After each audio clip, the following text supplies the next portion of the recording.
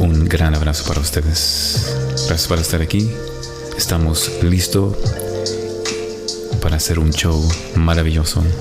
Vamos a hablar de un tema que ustedes ya, parece que lo conocen bien, pero no sé, quizás no. Vamos a hablar de un tema de un alimento que es necesario para nuestros cuerpos. Y ese alimento se llama agua, el agüita. Voy a hablar a los gringuitos aquí un poquito y después vuelvo y voy a hacer unas palabritas también en español. Así que gracias por estar aquí. Espero que los pasen súper bien aquí conmigo en este show que se llama J. Roldán Speaks. All right, everybody. So, as promised, I told you guys that I was going to talk about a really interesting topic that I haven't done before. And you know what? You're probably going to scratch your head when I tell you this, because what else is there to know about water? What? Water? Is that what we're going to talk about, Jay? That's right. I told you guys, we're going to talk about water. And if this is your first time here, by the way, before I continue, if this is your first time here, welcome to the show. This is Jay Roldán, and I basically read poems. But every time I do a podcast, I always like to talk about different topics, different themes. And so you're in for a real treat tonight, guys, because tonight I'm going to talk about a theme that I've never talked about before. And I'm going to read some poems that are related to this topic. And I'll tell you what that is in just a second, those of you who just tuned in.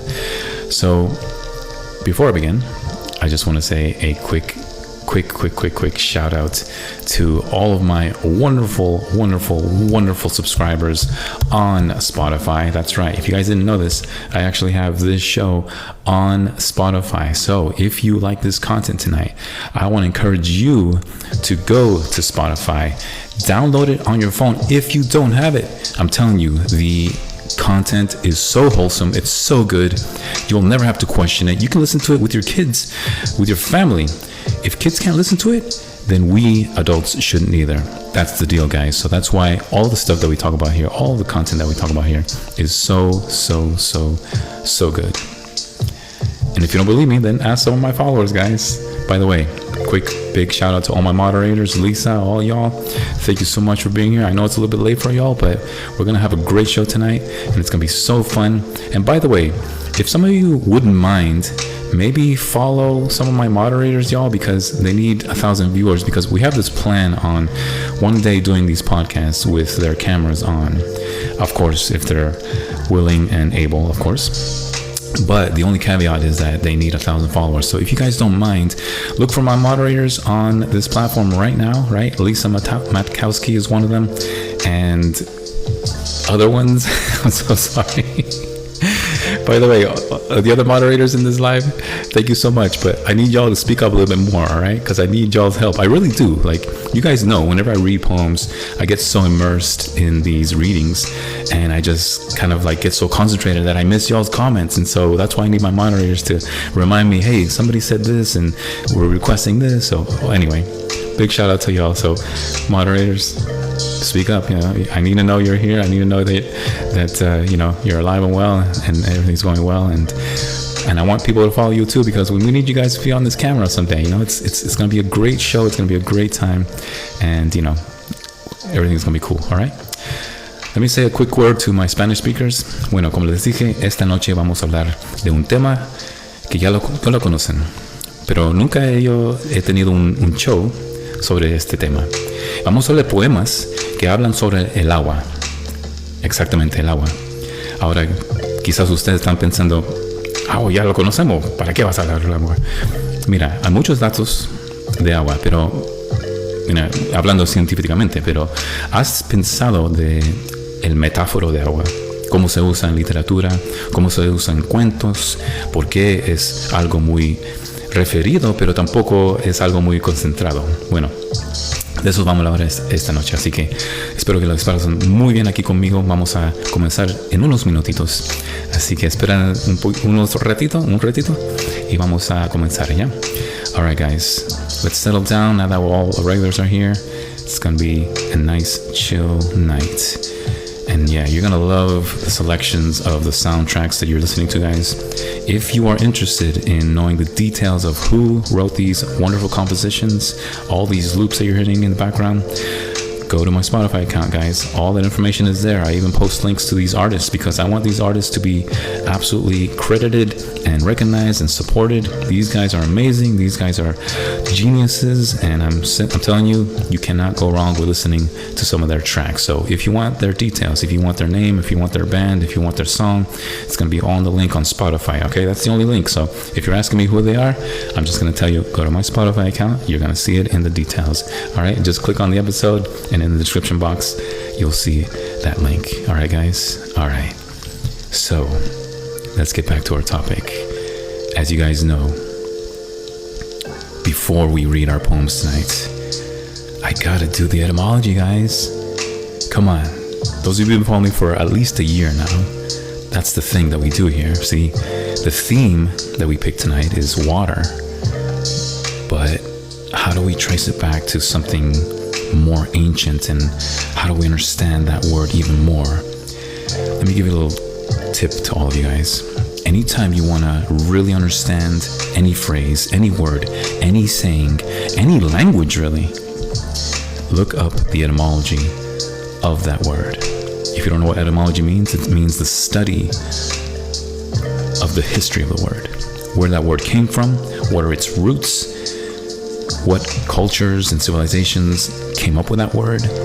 It's absolutely fascinating. It is much more enriching than any dictionary that you'll ever have. So, no excuses, guys. You know what etymology means now. So, what are we going to do now? So, what we're going to do, we're going to talk about water. We're going to talk about where it comes from. Okay? Now, obviously, we all know what water is. Why do we need a history lesson on why water matters?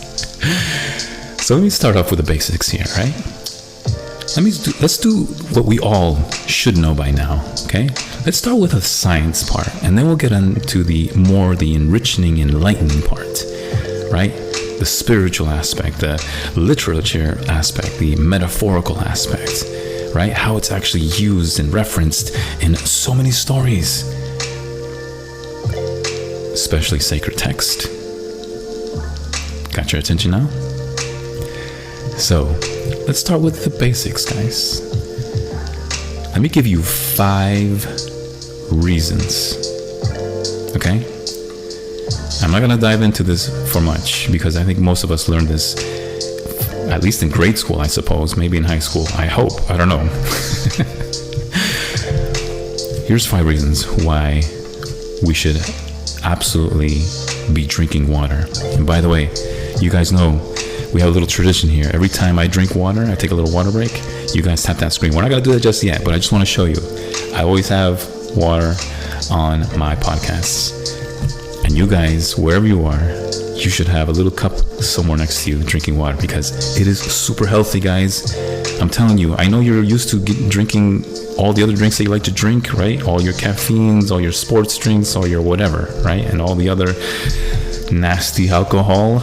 You should really be careful with that, guys. Seriously, I'm not joking. That stuff is not good for you.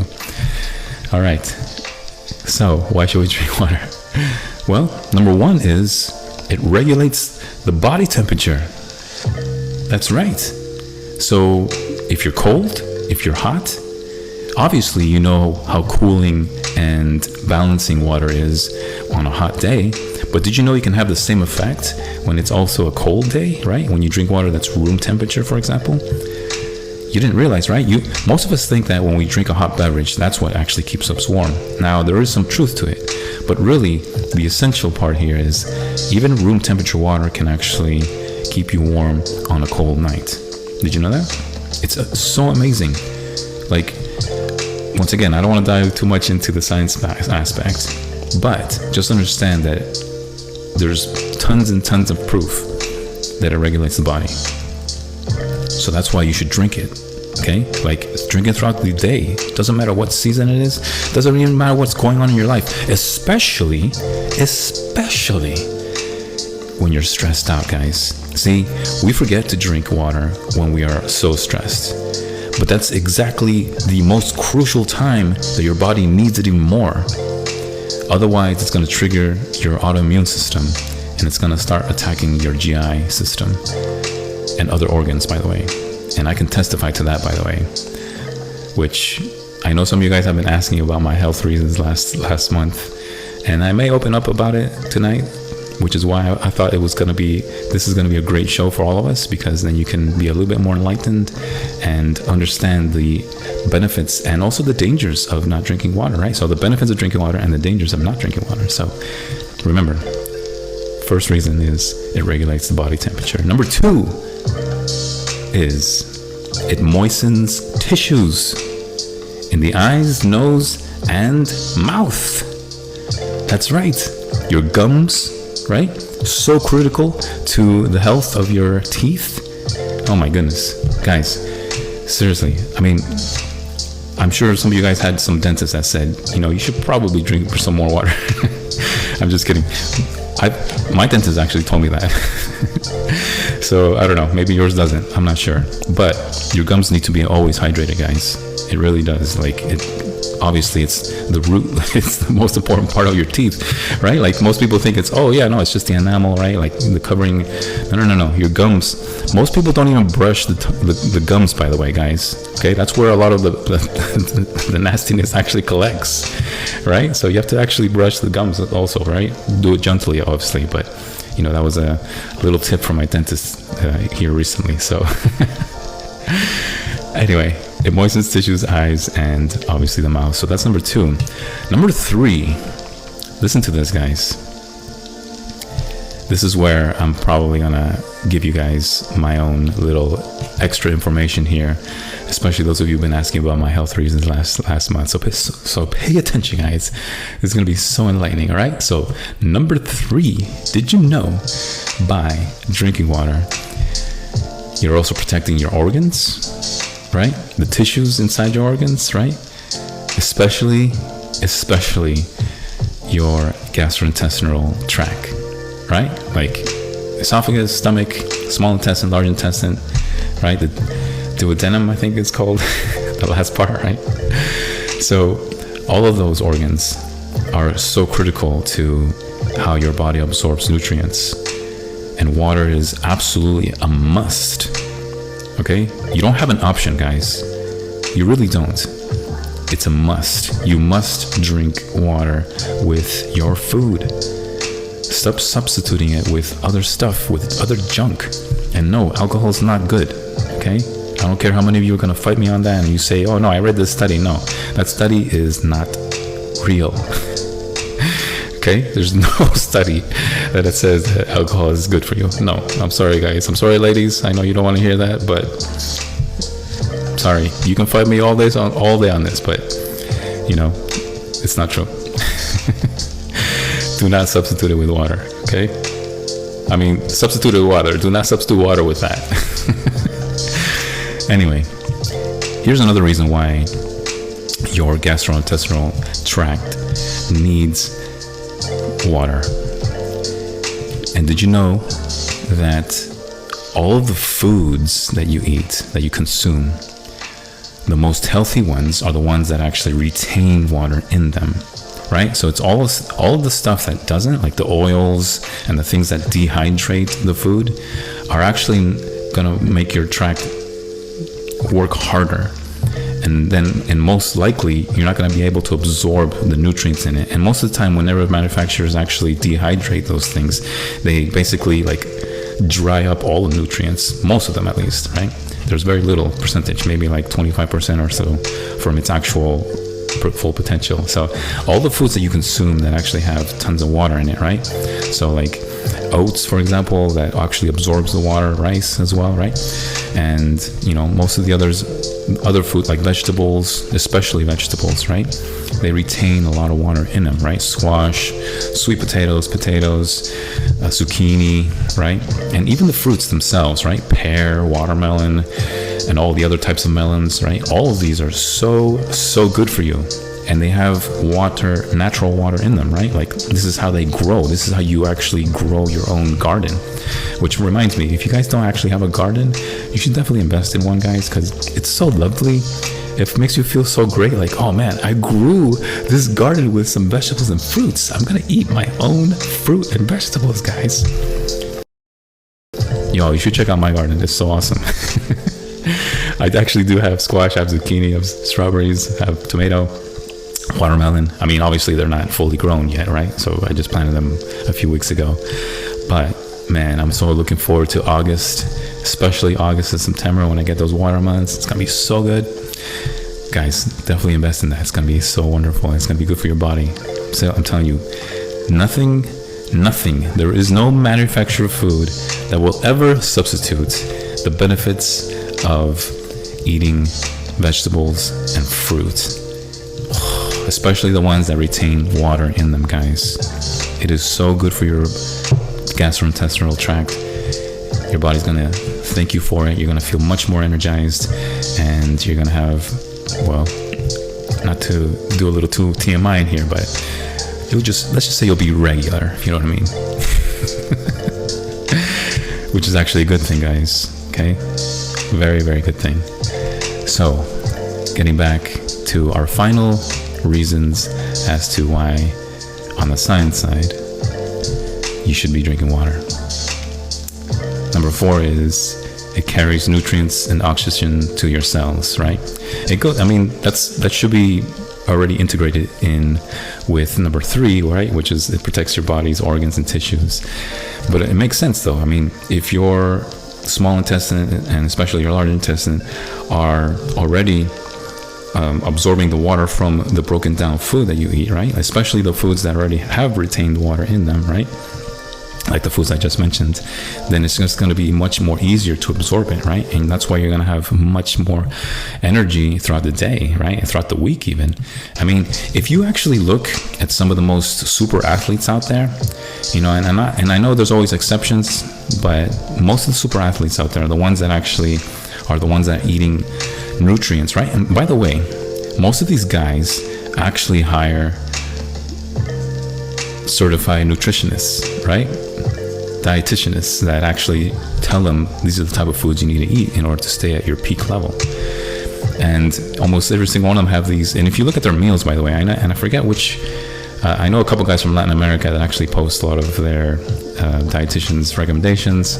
And so when I checked out one of them, you know, sure enough, most of their plates throughout the day have a bunch of sweet potatoes, have a bunch of rice, have a bunch of cucumbers, squash, melons, right? All of these wonderful foods. And it makes sense, right? It's like, wow, okay, now I understand why these guys are at their top peak, because their body is absolutely absorbing every single nutrient that every single of these food that they consume, right? They stay away from everything that's manufactured as much as possible. And there you go, guys. I mean, come on. I know we call them super athletes because they're actually eating well, but there's nothing super about them other than the fact that they train hard, right? And, well, they eat well. So there's really no reason why we as human beings the rest of us can't do the same, right? Obviously, there's talent involved in their skill, but there's really no talent involved in eating well, right? It's more of an effort and a conscientious decision, and just reminding yourself, like, oh yeah, I really need to eat this, and that, and eat less of these other things. All right, so there you go. And then the final one, right? And by the way, there's many, many, many more reasons than just these 5 that I'm mentioning tonight, but it makes a world of a difference if all of your organs are functioning properly.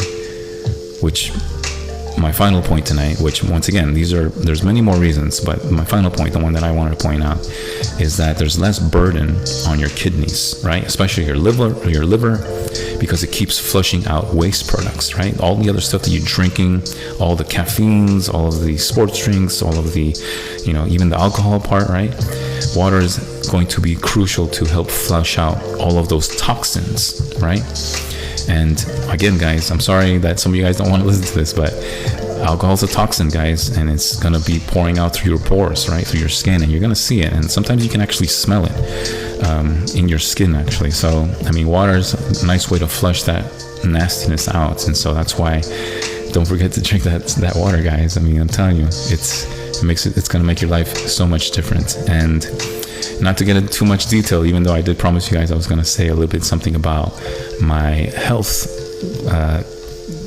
concerns last month, but all I'll say, well, the few things that I'll say is that one of the main culprits as to why I was very ill last month, and I know many of you noticed this, okay, and I really don't want to make that big deal about it, because I don't want this show to be a pity party for me, okay? I want this show to be uplifting, and I want it to be something that is edifying, and you guys know the rest of the saying that I actually use whenever I do these shows, guys. But one of the main culprits of my health concerns last month was, well, I wasn't drinking, I was dehydrated severely, and I actually lost about 20 pounds, to be quite honest. And I know many of you noticed that, because I know some of you guys were really kind and were sending me messages and were really concerned that I looked very different, very thin on camera. And so, yeah, you know, I lost 20 pounds, and it wasn't a good thing, okay? I'm not saying that, like, I was drinking water and I lost, no. If you just tuned in, that's not true, okay? I wasn't drinking enough water, and I became severely ill, and, you know, it triggered a couple of issues in my organs, and, you know, I had to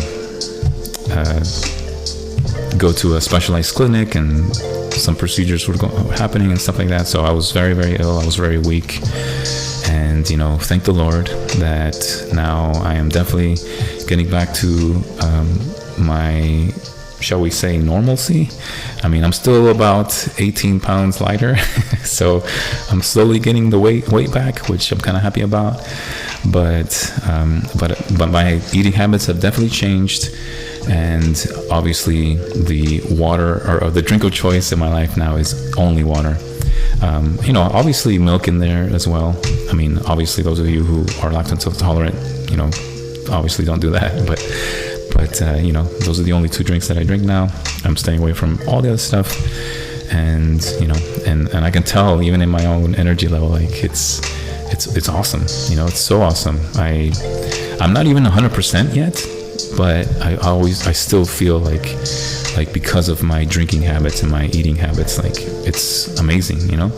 I'm learning new dishes, new recipes on how to use actual foods that actually retain water in them, and so a lot of my food choices right now is a little bit dull. It's a little bit bland, but I'm just learning. I've just started to learn how to make new foods with, you know, certain recipes and you know, ingredients that actually retain natural waters in them, and so I'm definitely not lacking out of variety, that's for sure. So just want to give you guys a heads up, and there you go, right? So I can testify to all of these reasons as to why all of us should be drinking water, guys. And so if you have forgotten, please make sure that you do drink your water, okay, throughout the day. It may not sound very enticing to you. It may not sound very exciting to your taste buds, but I'm telling you, on a hot day or even a cold day, there's nothing more satisfying than that nice cup of water. And it's like, oh man, this is so good. Especially when you're with good company, when it's the right atmosphere, and yeah, even good foods too, you know? Your foods, we're gonna enjoy it. It's gonna be like a fiesta forever, right? All right. Now that we settled that down, why don't we talk about how water is referenced in literature, in scripture, the metaphorical side of water. It's not going to take too long, guys, so bear with me, okay? We're going to read some poems tonight that are actually talking about water, and I'm going to share some stories, personal stories about my, shall we say, relationship with water, okay? You guys are going to be so turned off by this word, by this podcast, that I'm sure many of you are going to get so annoyed. But But it's gonna be fun, right? You guys know this show. We always like to, chill, have some good music, have some good laughter, some awkwardness perhaps, but also some enlightening words and passages. So don't go anywhere, guys. It's gonna be so fun.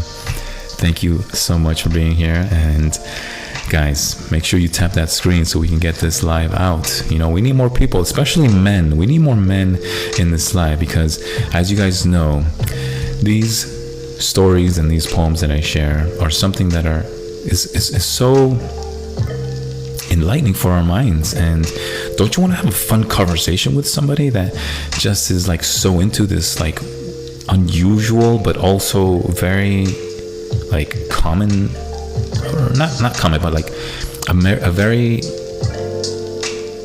taken for granted topic perhaps, or phrase or word, right? Like those are fun conversations, right? Like who in the world would want to talk about water? Like honestly, right? I mean, it sounds like a little dull and boring, but have you actually thought about where the word comes from? Where it originated from perhaps? Or how it's actually used in a different culture? Now, here's what's interesting about water. There really is no original language that came up with this word, right? It's very hard to pinpoint which cultures, which civilizations came up with it first. But I'll tell you what, there are two that have probably the most expounding, okay? Do not get that confused with expanding, okay? When you expound, okay, if you're not sure what that word means, it's when you like present and explain, right, an idea or sometimes a theory, and you explain it systematically, right? That's what expounding means. So very detailed, okay? So don't get that confused with expand, right? Expand is maybe, when you just enlarge something, and it doesn't necessarily mean that you're going to offer details. That's what expounding actually does, right? That's when it enters the realm. And so you're explaining a meaning of something, literary or doctrinal, right? Doctrinal work, or some type of, very heavy topic, philosophy perhaps. And that's what's cool about that word. Anyway, the two languages that I would like to briefly explore about this word is the Greek. Okay? By the way, if you didn't know this, guys, there are two types of Greeks. There's the modern one that is spoken today, and then there's the ancient one. Now, they're actually very much related, so they're not different, okay? I mean, it's not like in Great Britain where you have English and you have Gaelic, right? Like the two actually don't even sound alike, right? Like, well, I'll take that back. It sounds a little bit alike, but also not. But Gaelic has its own alphabet and its own like wording system, so it's definitely not English. Anyway, Greek, contemporary Greek, and then there's ancient Greek. And obviously, most of the scientific terms that we know today, okay, come from Greek heritage, right? Ancient Greek heritage. That's why whenever Aristotle was taking classes from Plato, which, if you didn't know this, he was actually Plato's most famous student. And he didn't agree with Plato, by the way, which is really, really interesting. Anyway, Aristotle was the one that categorized most of our Western education, right? Like you have the sciences, you have the arts, and in the sciences and the arts you have like subcategories. So obviously in the sciences, right, then this is where you sort of like break down a lot of these words and you place them in certain categories, and this is for the body, this is for the plants, and this is for the animals, right? And then even in those realms you still have subcategories. However, when it comes to the art side, right, the literature, the stories, the communication, the sculpture, right, like things that are more technical and physical, right, then even those actually share a lot of words with the sciences. So the two aren't that totally separated. Now, where am I going with this? Obviously, every single word that we use in English, right? Every single word that we use in English, every time you hear the word hydro, okay, or hydro, okay, as most of us here in the United States would come to pronounce it, that is an indication of water, right? Hydro. So if you want to say it like how the Greeks would say it, and you say hydro. But give me one second. Just responding to.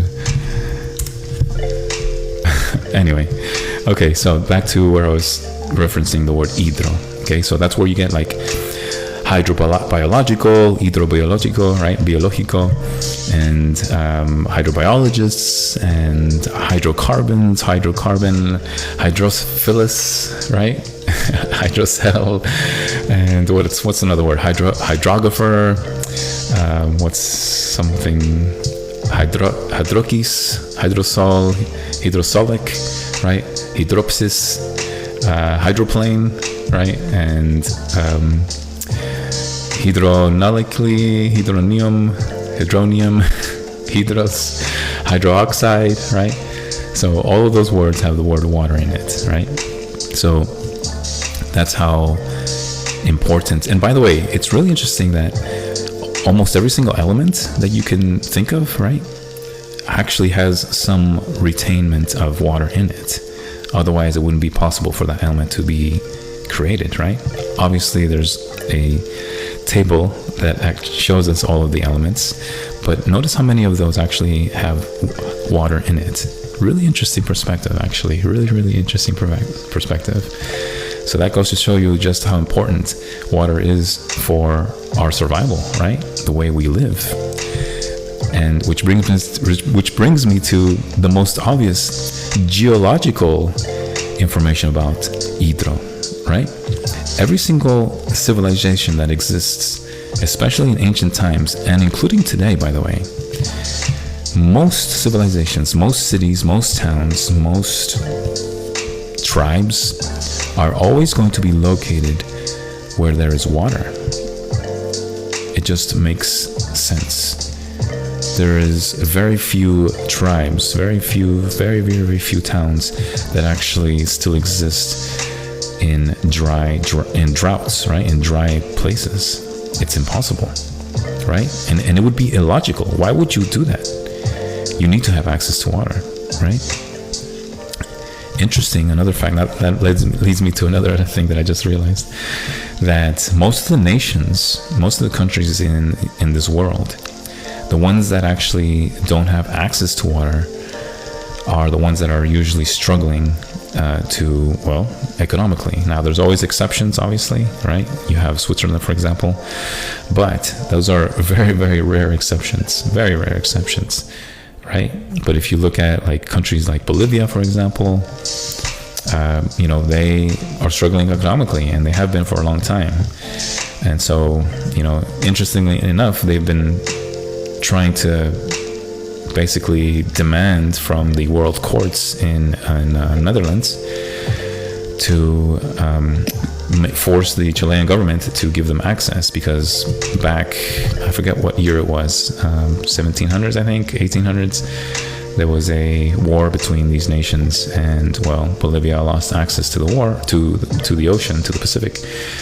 And that's just the nature of war. And so they have been trying to fight for that water access since then, but it's just not possible because of just regulations. And please, those of you who are getting in your head that this is all Chile's fault, no, it's not. Okay, this is the nature of war, and this has happened a long time ago, and that's just how it is. And by the way, they can easily ask access to Peru, so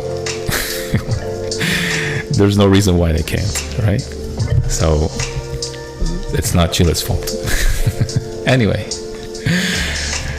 going back to what I was saying, guys, most civilizations, most towns thrive on water. They need to be existing on water. So there is a lifeblood in the economical status as well as the prosperity of being close to water, right?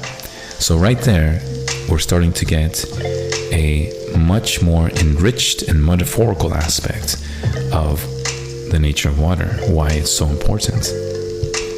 Which leads me to the language that I found to be the most enriching aspect of how water is referenced, and it's Hebrew. Now check this out, guys. In Hebrew, the old word for water is Ma'im, right? M-A''I''M. Obviously, they use Hebraic language, but if we were to use Anglo letters, right? Anglo-Saxon letters, then it would be M-A''I''M, Ma'im. Okay? And I love how it sounds, by the way. It's like water. No, it really is, actually. So it's Ma'im, right? So in the Hebrew texts, right, in scripture, every time you see the word water, there's something very symbolic about it, right? Especially whenever God uses it when he's creating the entire world, right?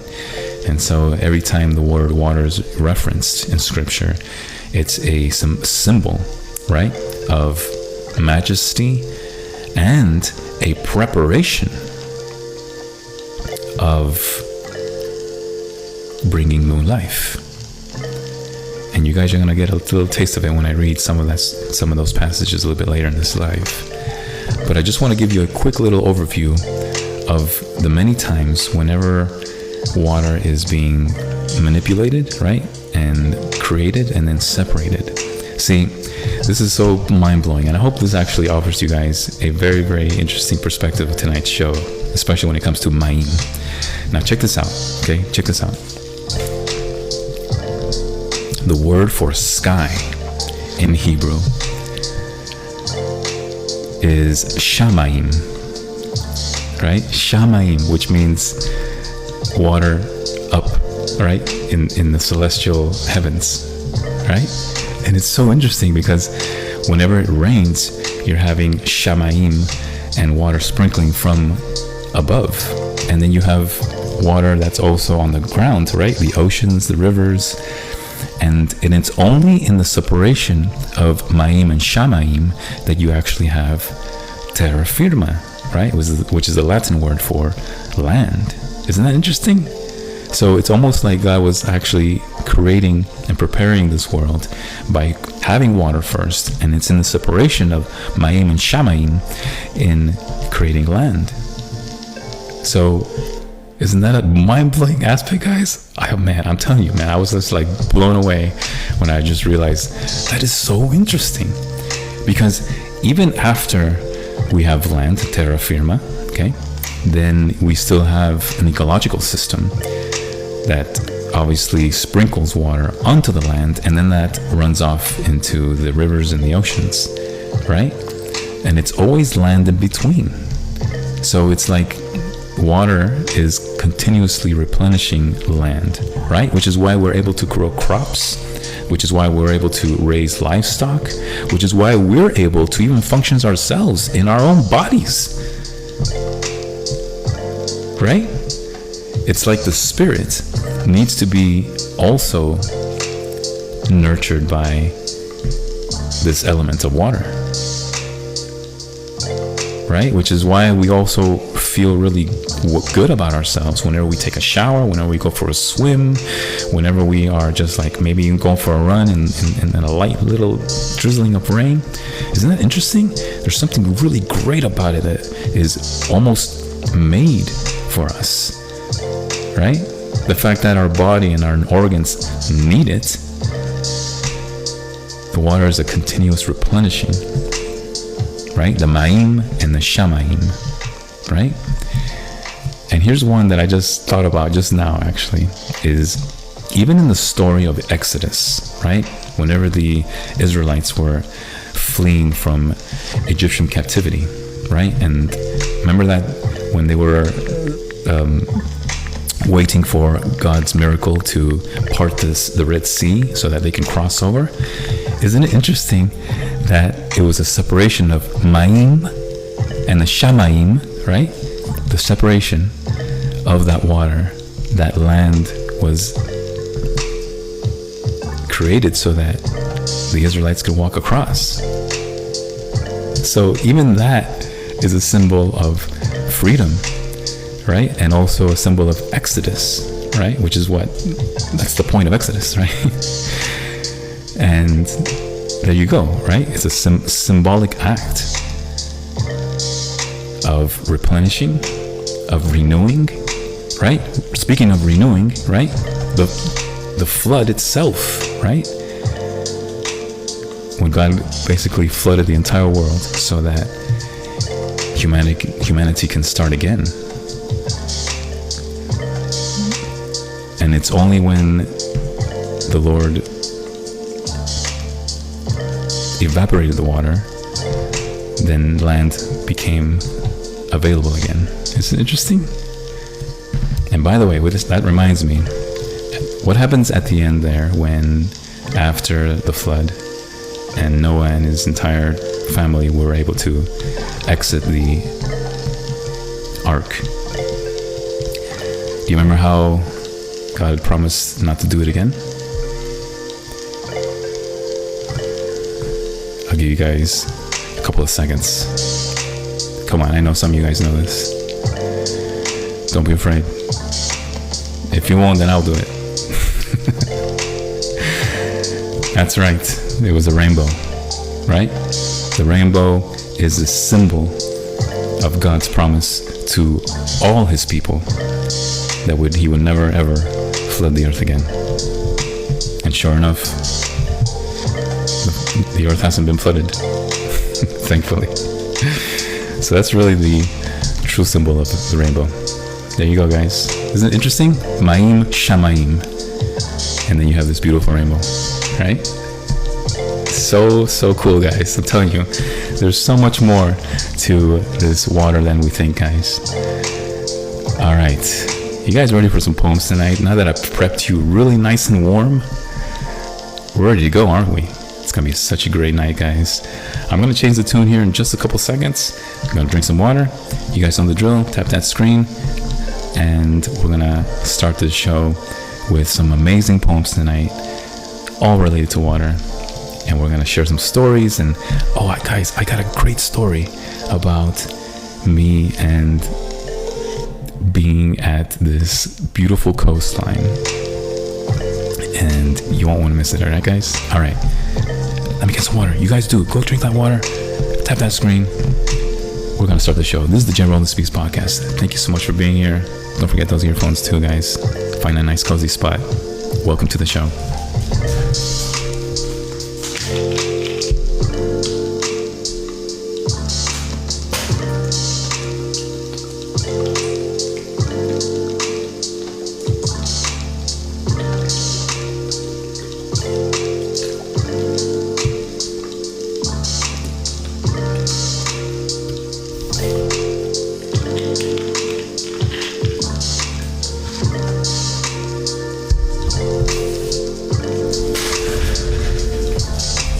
That wasn't so bad. Look at that. Thanks for tapping that screen, guys. Thank you so much. All right, as promised, we are going to slow things down now. It's going to be a great show. First poem tonight is by Robert Frost. Those of you who are fans of his work, you're in for a super, super real treat, guys. All right, let's take things down. We're going to slow it down now. It's going to be so nice.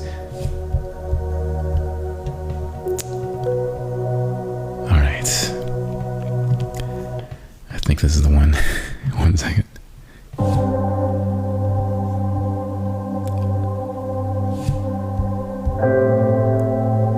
Yep. Here we go, guys. All right. So our first poem tonight comes from the wonderful, the ever so talented, amazing poet named Robert Frost. This one's titled Once by the Pacific. Welcome to the Jay Roland Speaks podcast. Here we go.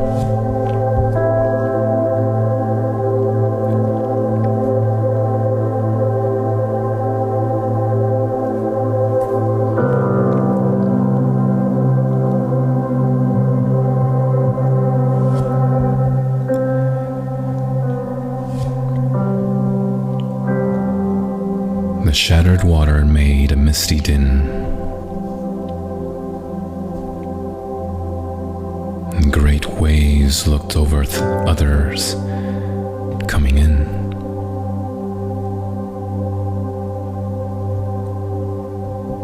And thought of doing something to the shore.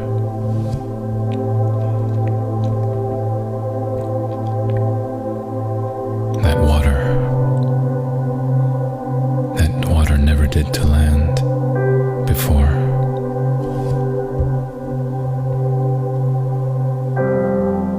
And the clouds were low and hairy in the skies.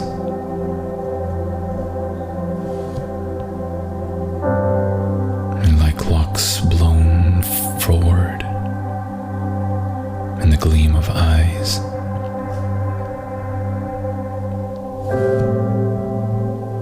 You could not tell, and yet it looked as if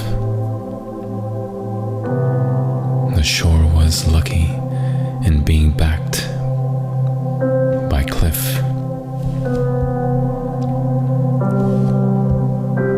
And the cliff in being backed by continent. It looked as if a night of dark intent was coming. And not only at night, an age, someone had better be prepared for rage.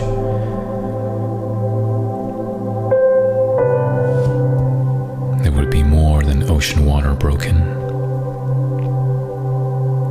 before God's last put out, the light was spoken. Once by the Pacific.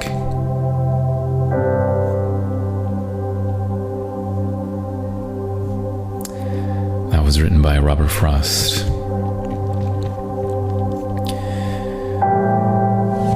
So here is a speaker in this poem that goes out into a shore. The shore was rugged. It wasn't paradise like a beach in the Caribbean. This was more of like the highlands and the cliffs of Scotland perhaps, or even the cliffs in southern Chile and many other nations, of course. Hawaii, right? But there is and Alaska, by the way. so many rugged shores out there. And also, that reminds me, in Newfoundland too, right? Newfoundland in Canada, there's this amazing shore side that the tides are so high during certain seasons that you actually don't see the entire cliff until certain parts of the week. And it's so steep that it almost is mind-blowing. Like, how is it possible for these shores the tides to be so high in this place? Anyway, I'm not going to get into the geological aspects, but the point is, here's this poet, here's this speaker that goes out into the cliffs, and he observes all of these rugged terrain and these shores, right? And then he sees these crashing of the waves, as if like the waves were beating this cliff, right? Not in a sort of like negative way, right? Because this is actually an enlightening poem, right? And a poem that actually he's realizing that, wait a minute, what we think as rugged and, shall we say, beaten, right?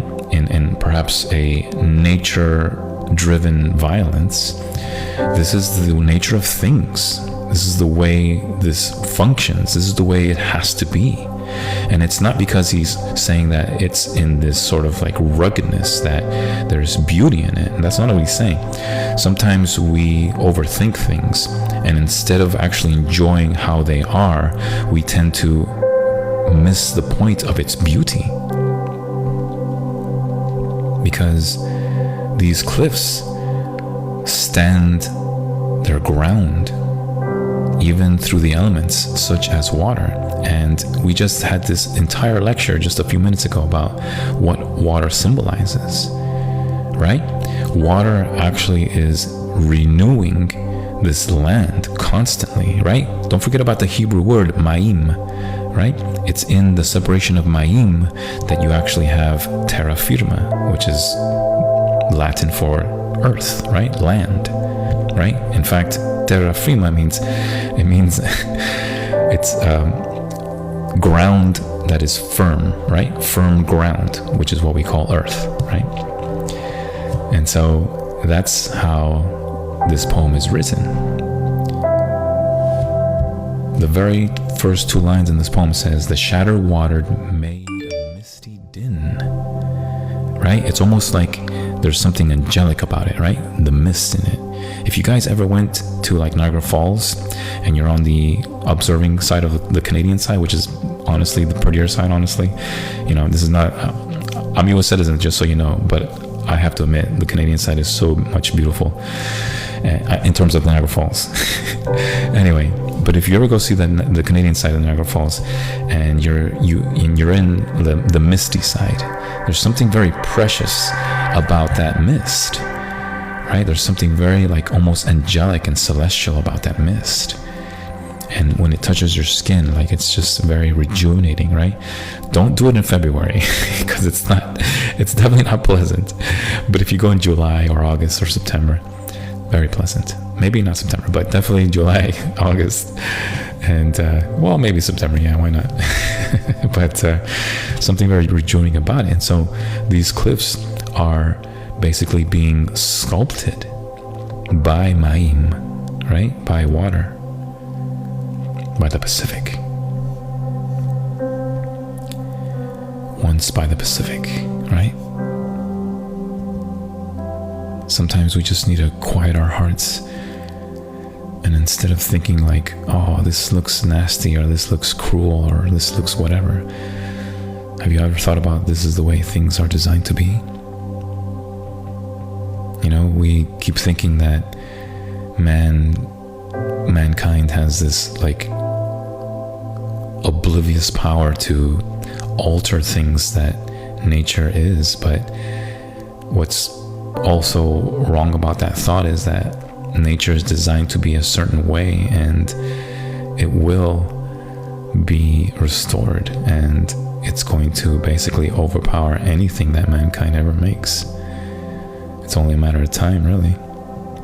All these dams that we create for power sources, do you realize how much of maintenance and cost that needs to be made in order for these dams to stay put? Because the water is constantly fighting it, right? And one day all these things are going to break down. All of it, you know? And I'm not trying to sound morbid here, guys, but the point is, like, there's something very majestic and something very powerful about the way water is designed to be. It can be manipulated, that's for sure. But there needs to be a constant monitoring of it, right? So I think Robert Frost realized that when he was at the Pacific, right? See, he says this towards the middle. He says, the shore was looking and being backed by cliff, the cliff and being backed by continent. It looked as if a night of dark intent was coming, and not only a night, an age, right? Like an actual era, not like age as a number, but like an era. Someone had better be prepared for rage. You see, water can be replenishing,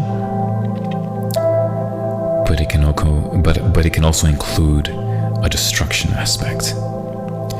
Not because it's cruel or mean, but it's reminding you that this is created by an all-powerful creator, and therefore we need to be good stewards of this.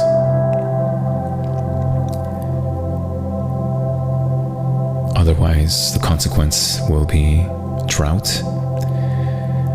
less crops, less nutrition,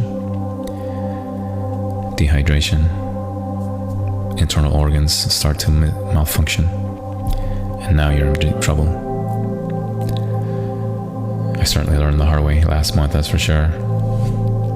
But the last 2 lines in this poem that Robert Frost wrote, he says, there would be more than ocean water broken before God's last put out the light was spoken. What a great line. See,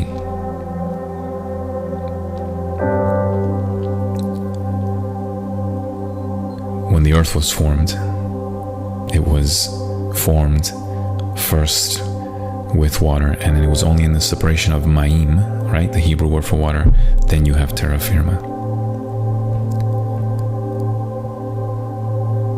So think about that.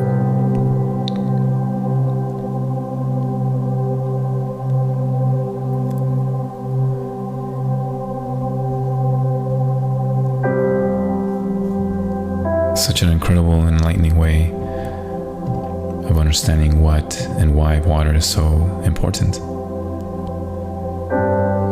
And you know what's so ironic about this, guys?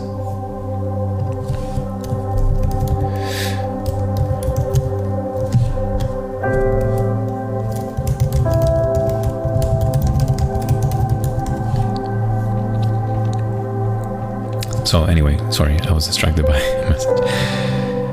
You know what's so ironic about this, guys, is that over 70% of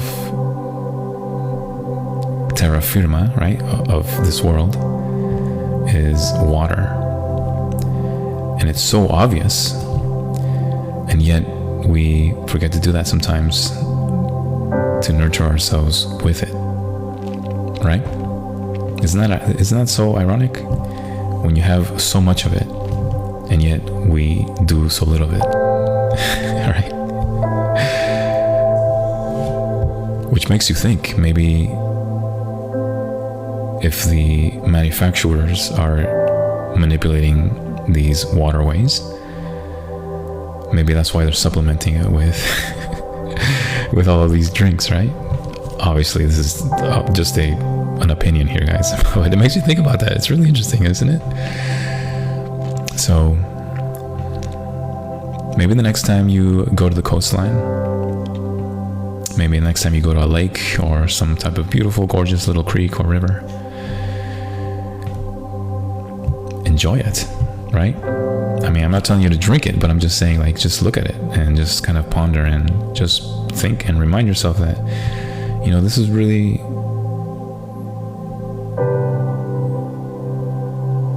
taken for granted, and sometimes it's there for you just for pure aesthetics. Sometimes it's there just to also remind you, like, how to go and find your home again, right? If you ever watch like a survival documentary or story or some type of show that has survival skills in it that you can learn, almost every single one of those guys will always tell you to, like, follow some type of river, because more than likely there'll be some type of civilization at the end of it or along the way. So yeah, it's almost a lifesaver in every aspect. Interesting, no?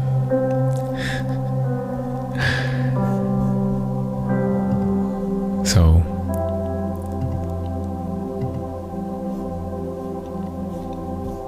there you go. That was poem number 1. Hope you guys enjoyed that one. Let us do another. All right. Let's see.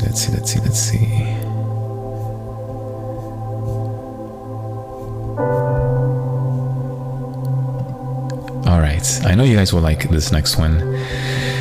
Some of you guys heard this one before, and I think it's a nice little segue into still talking about water, but this time thinking about what I was telling you guys to do, right? So the next time you go to a coastline, or next time you go to the lake, or go to like some trail that has a nice little waterway, maybe this next poem will help you, motivate you to do that here pretty soon, right?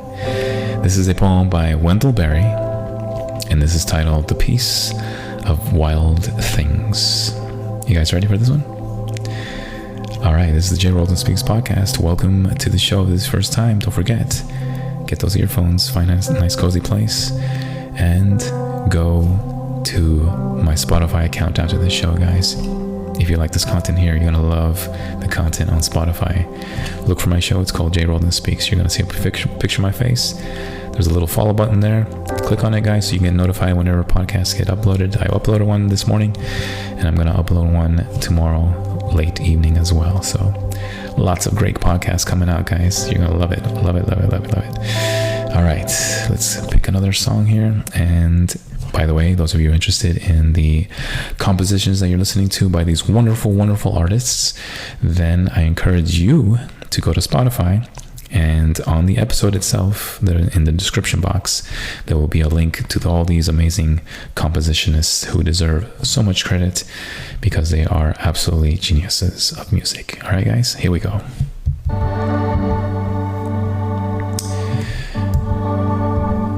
This is by Wendell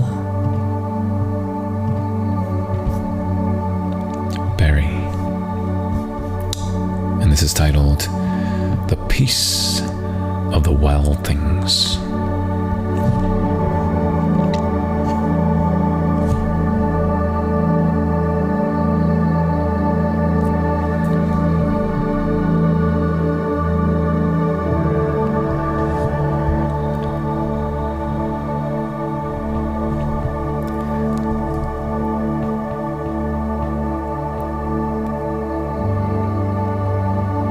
Despair grows in me,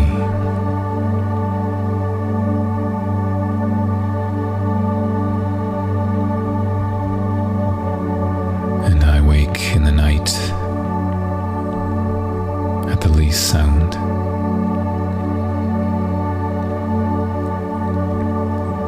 In fear of what my life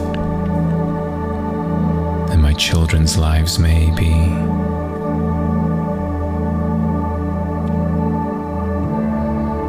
Go and lie down where the wood drake rests in his beauty on the water, and the great heron feeds.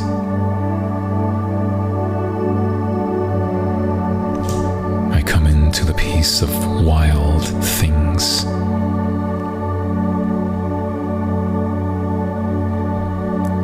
Do not tax their lives with forethought of grief. I come into the presence of still water,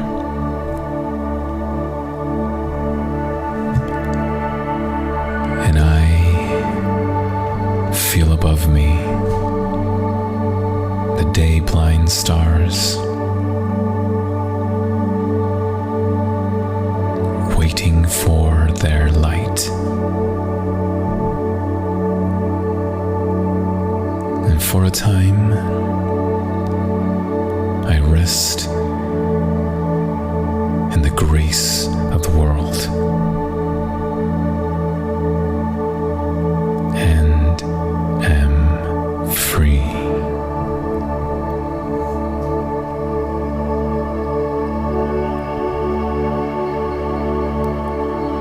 Peace of the Wild Things by Wendell Berry.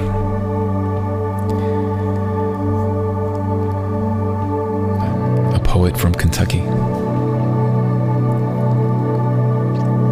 What a wonderful work of art. When's the last time you went to the wild things? When's the last time you went for a hike? When's the last time you just wanted to take a picnic out in the wilderness somewhere. You just saw this cute little hill while you're driving. Did you ever just want to stop and just like be curious? What's it like up there? You know, I shared this story several months ago, and I think it's time for me to bring this back again. But in 2021, I went for an interview in Denver, Colorado. And it was a cold season, but not too cold. And, you know, I was looking forward to doing this interview, and they were gracious enough to give me an extra day so that I could explore the area. And so I decided to, you know, rent this Jeep and bought a map and started just basically like blindly throwing darts at like what trail I like to go check out. And sure enough, I found this one that was like about 45 minutes west. And I went early, super early in the morning. It was so cold. And there was another guy that was at the same trail, parked at the same time. It was about, I'd say about 5:30-ish in the morning, so the sun wasn't out just yet. Still had about an hour and a half to see the sunset. And yeah, I got out. I was really prepped. I had all these goods, you know, I had plenty of water in my pack, and you know, energy food sources, all these things. And I was well, you know, nice covered, all these things. Anyway, so I started trekking. The other guy that was there, he took a different trail, but apparently they connect. So I actually saw him on the way. And you know, I remember that entire hike. It was so cold that day. It really was. I mean, I can't remember the actual temperature, but it was really cold. But I was well insulated. That reminds me. You know what? It doesn't matter. Okay, so we went. I started on this track, and there was this really cute little wooden bridge just before the trail started, like elevating. And I remember there was like icicles along the bridge on the edges, and there was this beautiful creek that was still running, and you know, had these little rocks on them. And I remember thinking like, wow, man, this is so majestic, you know. And I don't know, like I know the trail was man-made, but I also love the aspect that like there was everything done to preserve the creek as is, you know, like as is, which is why they built that bridge, right? And I was just remember thinking, man, this is such a simple little scene, but yet it's so profound, and there's something very pacifying about this creek. You know, like, even I've never been to that trail before, and I felt like this was so comforting. And I'm not saying that it was home, but it like just felt very familiar, and I just thought that was weird.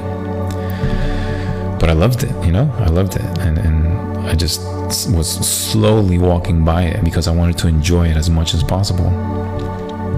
You know, I took some pictures, all these things, but even so, like, pictures are great, and they're wonderful things to remind you of it, but they'll never replace the reality, right? Like the actual reality of breathing the environment, of seeing it, of smelling it, of listening to it, of touching it. Like, all of these senses that we have are here for a reason, right? This is how we're created. We have these senses. You know, and even though I love, you know, I'm in a field where electronics is saturated, right? And I love my field, by the way. I never forget to remind myself to, like, sometimes I'm just gonna disconnect, just put that stuff away, and just like enjoy me being there, you know? So I kept going up this wonderful mountain, and as much as enthusiasm I had, about halfway I started like really feeling the thin air, and I was really like, just I could feel it. It was a great workout, but I loved, I took my time, right? Like I that's the other thing, guys, man. Enjoy your time, man. Like, seriously, enjoy it. Like, just like water, like, just enjoy it, right? Like, just don't worry.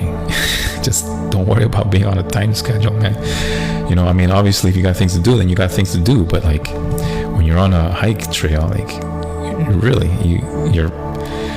I mean, yes, time is gonna be your friend, but sometimes, like, you have to, like, really just enjoy the entire journey and really know what you're doing too, by the way.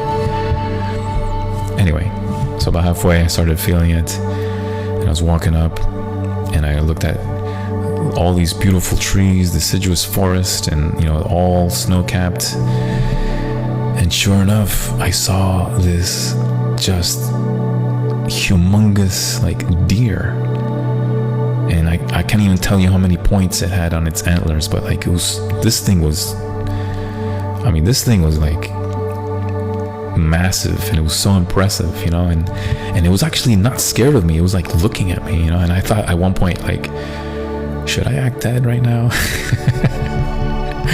Nah, but I mean, I just kept walking, and I took some pictures, and just incredible, man. Like, and just like these things like live there, and I imagine this is like paradise for them, right? Like, this is, yeah, man, like, if I was you, like, this is probably where I would hang out too, and I just kept going. I saw all these wonderful wildlife and so many other, like, amazing things. And anyway, I'll get to the point of the story, guys. I got to the top of this summit after about an hour and 15-ish. So I had just enough, I had roughly about 10 minutes before the sun started rising. And I looked for this great giant boulder. And the only reason why I saw it is because there was this river all the way down at the bottom of this mountain. And it was basically like leading, it was like, I don't know, it's hard for me to describe, but it was like going around this mountain. And so as I was looking at that river, then all of a sudden it sort of like pointed me towards this boulder that I saw in the distance. So I quickly, like, just tried to trek it as fast as possible to that boulder. And I'm telling you, one of the most beautiful sights I've ever seen is watching the sunrise go over the Rockies. And I was sitting there, man.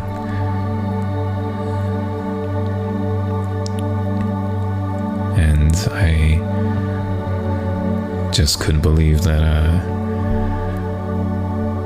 something like this exists, and I've seen mountains before. My favorite mountain range is in the Andes in South America, but there was nothing like that spot.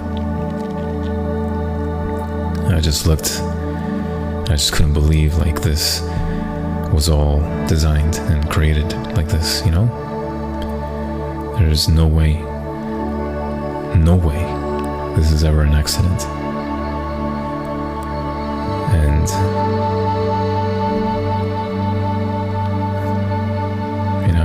I tried to document that spot as much as possible, and but nothing will replace that experience, And here's the greatest meal I ever had. You guys want to know? As I was watching the sunset, I was so hungry, so thirsty. I brought that water, and I'm telling you, it tasted like the best drink ever.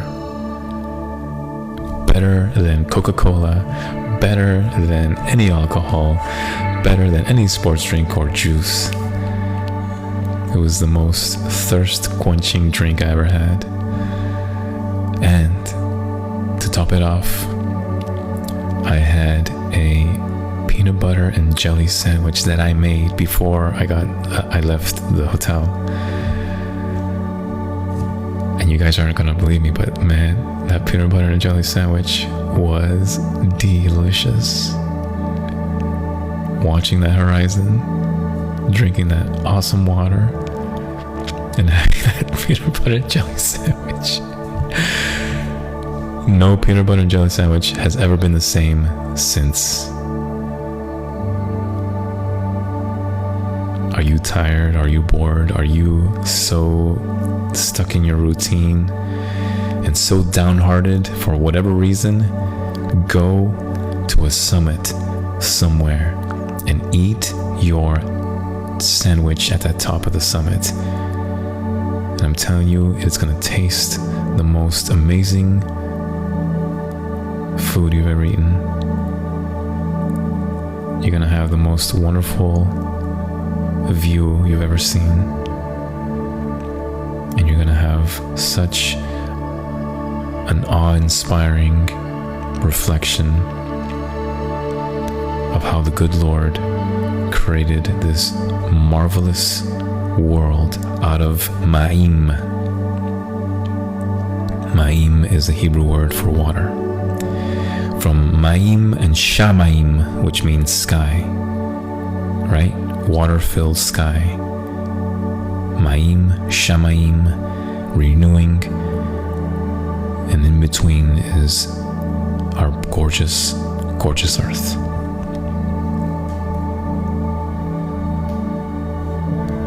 See, Wendell Berry got it right when he wrote this poem, The Peace of the Wild Things. He says, I come into the presence of still water, and I feel above me the day-blind stars, waiting for their light. For a time I rest in the grace of the world and am free.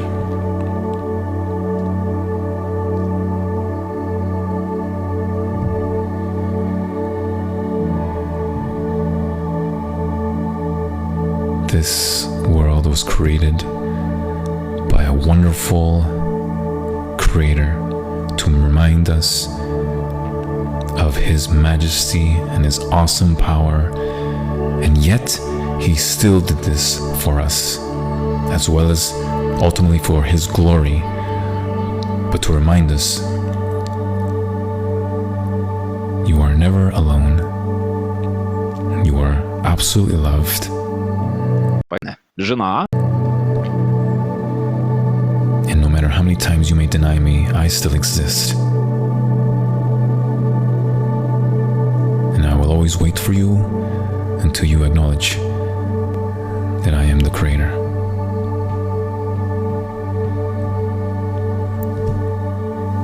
Wendell Berry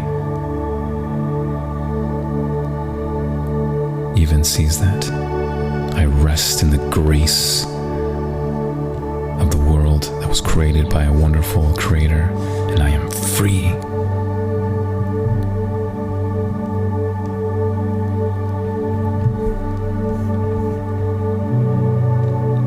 Ma'im and Shamayim. Amazing.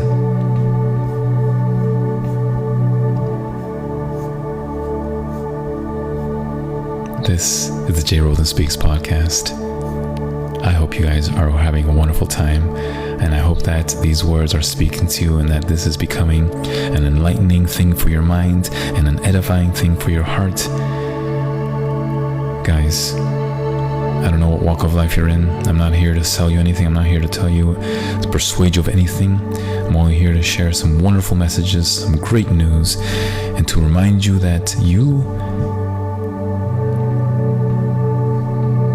are not alone.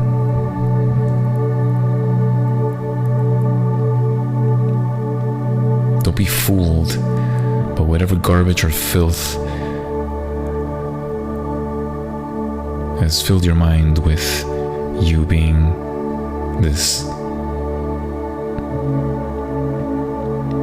ultra independent, autonomous creature that doesn't need anyone.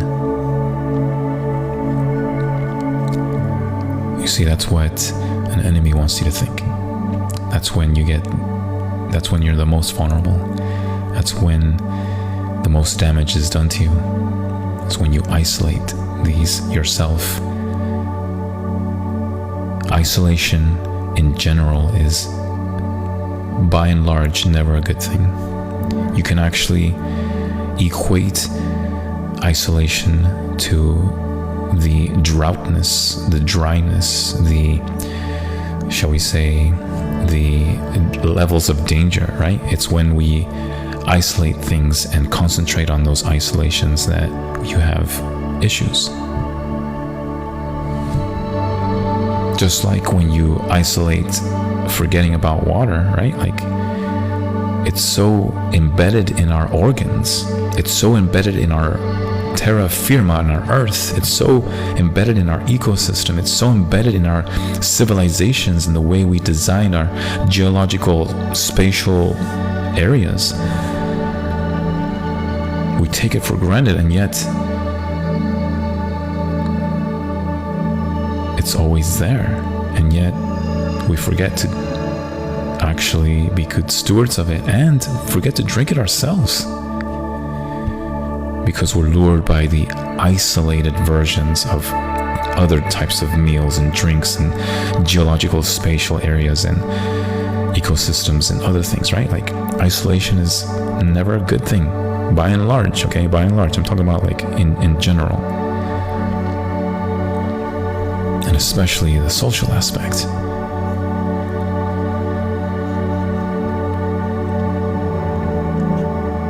Ma'im, Shamaim. Even in the word sky, it needs water. Shamaim. Even terra firma cannot exist without water. Ma'im.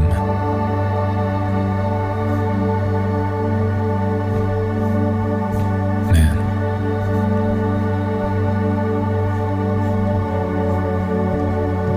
Amazing. Just so amazing. All right. Here's another great one, guys. You're gonna love this next one. This is by Dr. Anthony Theodore. And this was titled Sleep in the Arms of God. Before we read this, I want you to pay attention to the references of water in this poem. And let's see if we can make sense of it. I'm also going to share a little story related to this. You guys are going to like it. All right, guys. Welcome again to the J. Roland Speaks podcast. I hope this speaks to you.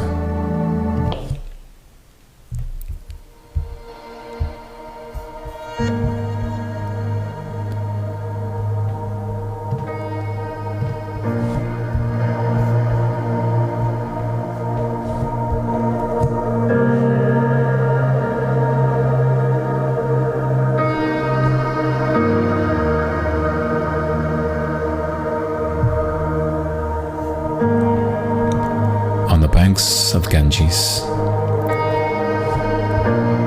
I sat in a serene and somber mood, looking at the playful water as the wind, like a great artist, draws playful lines and circles on the water. And the wind tickles the water, and it laughs, although I can't hear. When the water laughs and jumps, it moves in lines and circles and then rushes swift to the shore. And I sit there, at the shore with my feet in water and watch the lines and circles reach and kiss my feet in reverent love.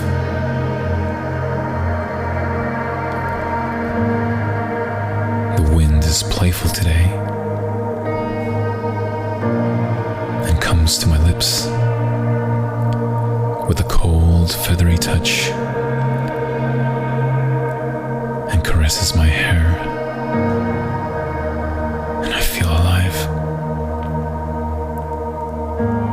It tells me about the sweet words uttered by lovers on the shore and sharing their intimate feelings.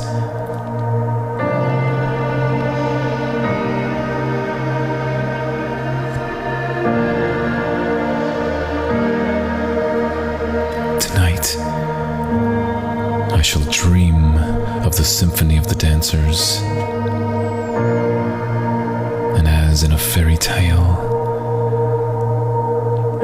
the lovers will come on this shore, kiss 1,000 kisses and tell love stories, smile and lie on the lap of each other.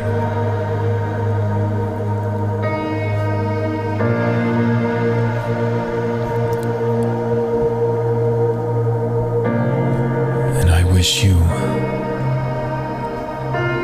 lovers of this shore, bliss, serenity, and peace.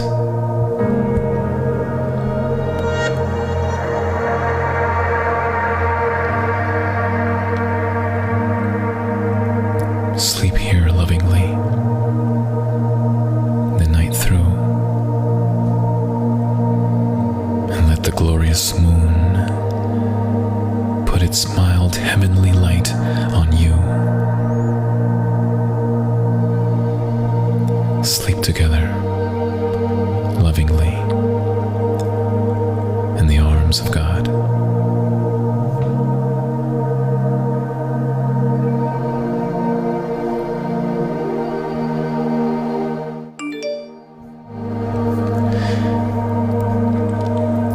That was written by Dr. Anthony Theodore. Sleep in the arms of God.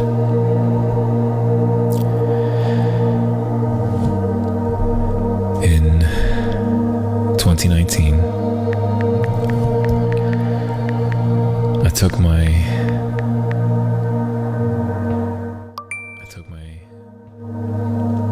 boy to Chile, and I wanted him to visit his extended family there, and also to visit some of the places that I used to live, and all these places and things like that.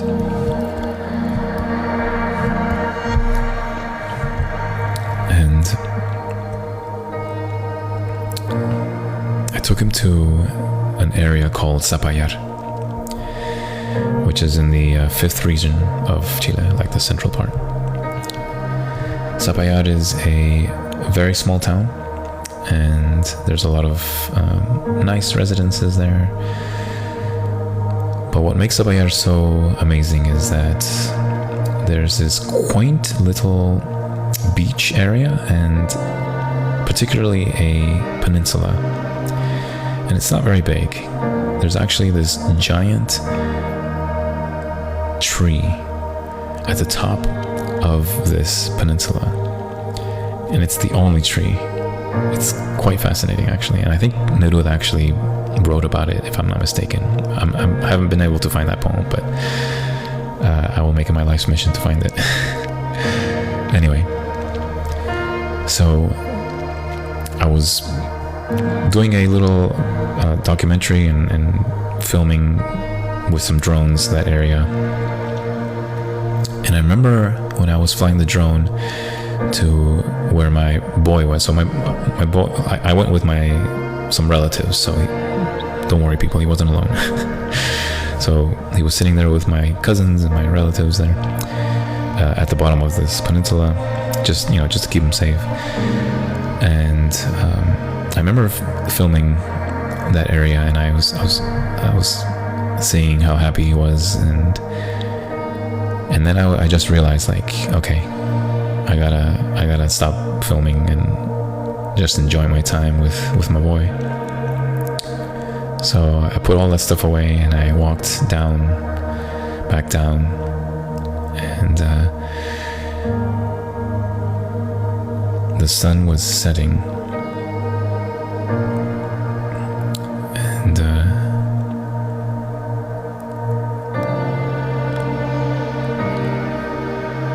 I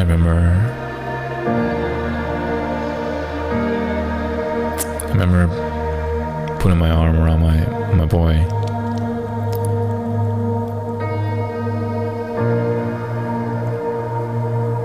and we just sat along this shore, looking at this sunset in a gorgeous place. And without even saying a word, I knew that my son was loved. And I was so thankful to have shared that moment with him, and he still remembers it.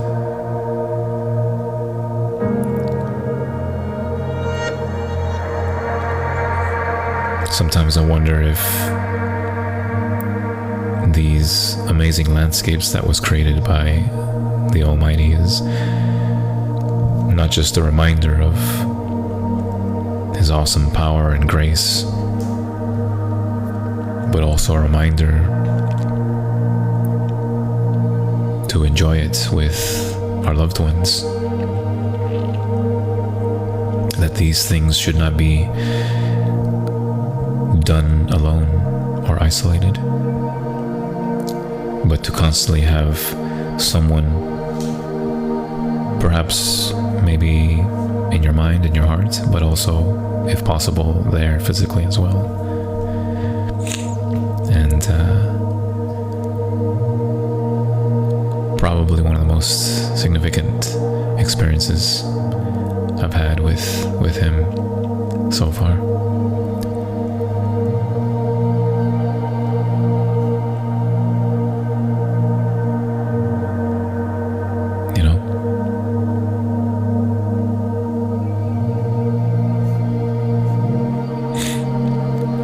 Good stuff. What a fantastic poem by Dr. Anthony Theodore. Again, the title is Sleep in the Arms of God. If you missed it, don't worry. This is going to be on Spotify, and I'll try to upload it tomorrow. But yeah, I hope you guys are enjoying this show. This is the Jay Roldan Speaks podcast. Thank you so much for being here. We are down to our last few tonight. And, well, I promised my Spanish-speaking community that I would read a poem in Spanish, of course. And so I'm going to read a poem by Neruda, and it's a sonnet. And this is sonnet 34.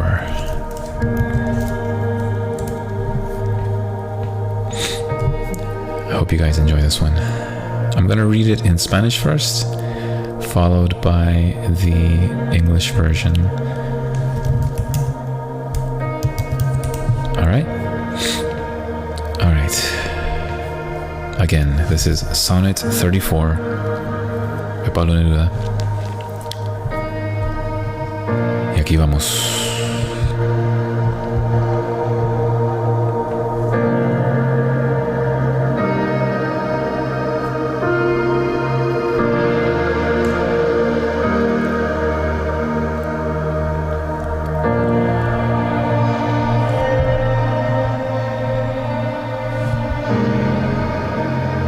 Eres hija del mar y prima del orégano.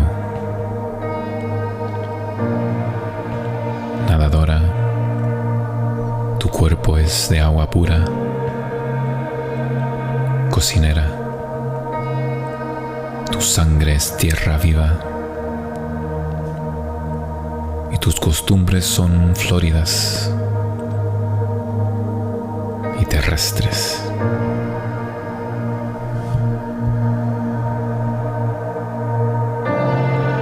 Al agua van tus ojos y levantan las olas. A la tierra tus manos y saltan las semillas. En agua y tierra tienes propiedades profundas que en ti se juntan como las leyes de la greda.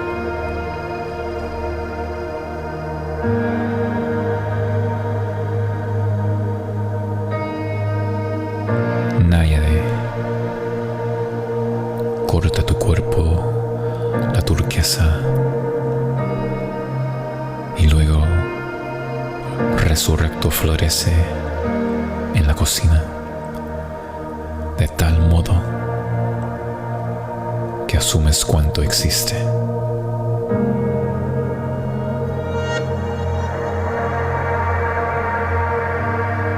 Qué bonito, ¿no? Espero que ustedes lo lean de nuevo en su tiempo. Eso fue el soneto número 34 de el maravilloso Pablo Neruda.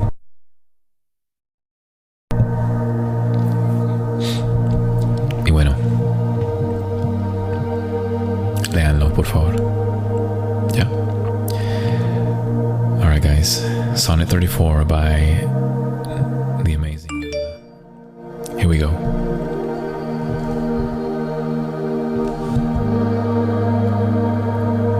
You are the daughter of the sea, oregano's first cousin,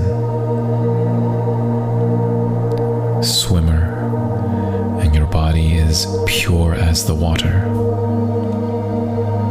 Cook, your blood is quick as the soil.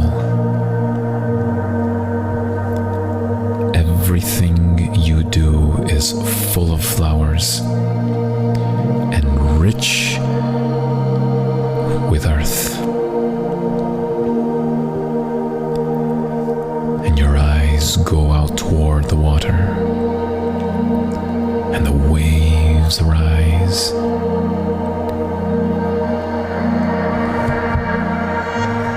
And your hands go out to the earth. The seeds swell. You know the deep essence of water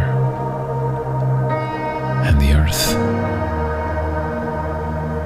conjoined in you like a formula for clay.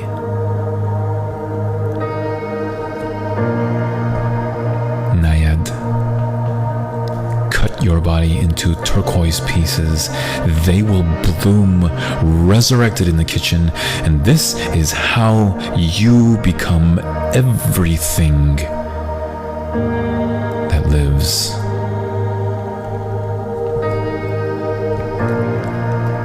And so at last, you sleep in the circle of my arms that push back the shadows so that you can rest.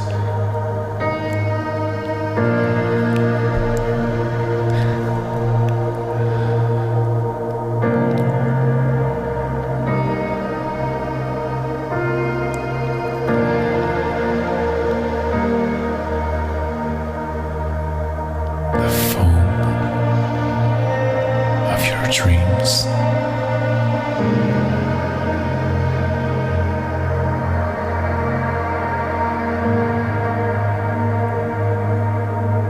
Sonnet 34 by Pablo Neruda. Guys, I'm telling you, go spend some time along a shoreline somewhere. And don't have an agenda other than just to sit there.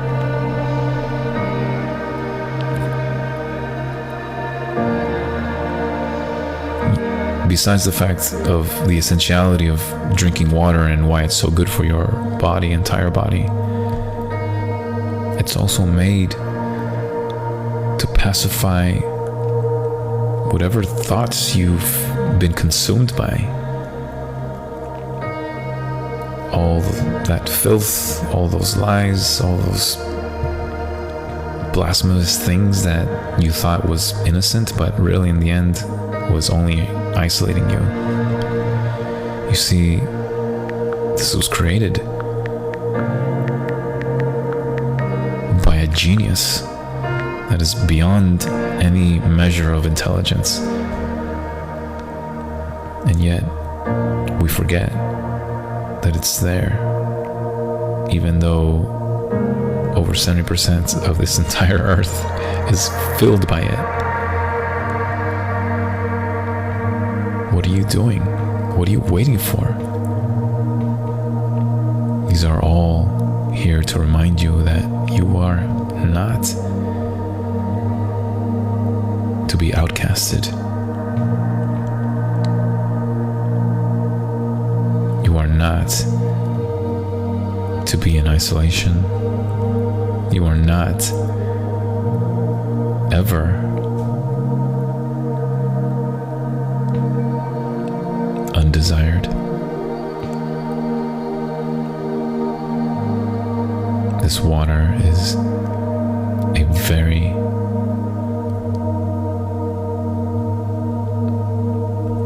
small aspect to help you understand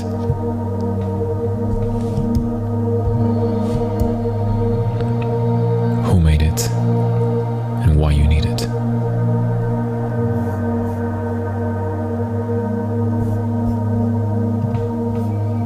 Ma'im Shamaim, ancient Hebrew words for water and sky.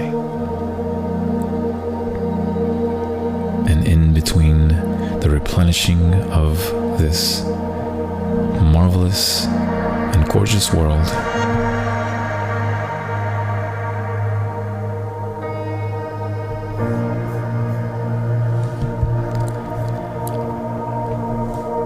I want to end this live tonight, which seems very appropriate actually.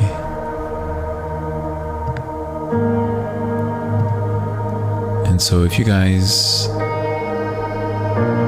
don't mind,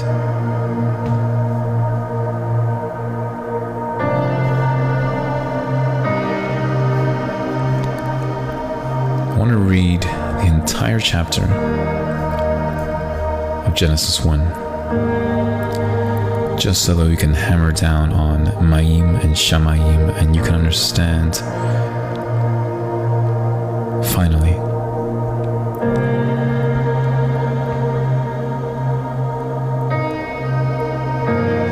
the spiritual and literal aspects of water.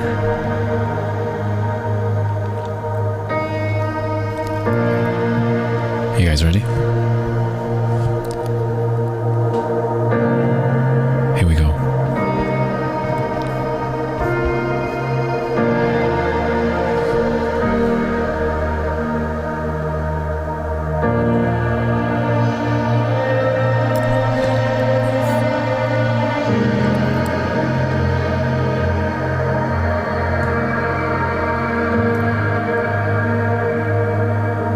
In the beginning,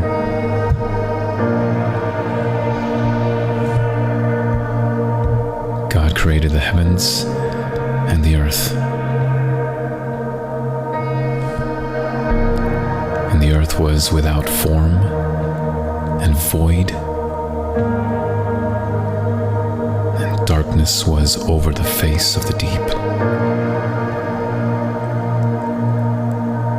And the Spirit of God was hovering over the face of the waters. And God said, "Let there be light." And there was light. And God saw that the light was good. And God separated the light from the darkness. God called the light day, and the darkness he called night. And there was evening and there was morning, the first day. And God said,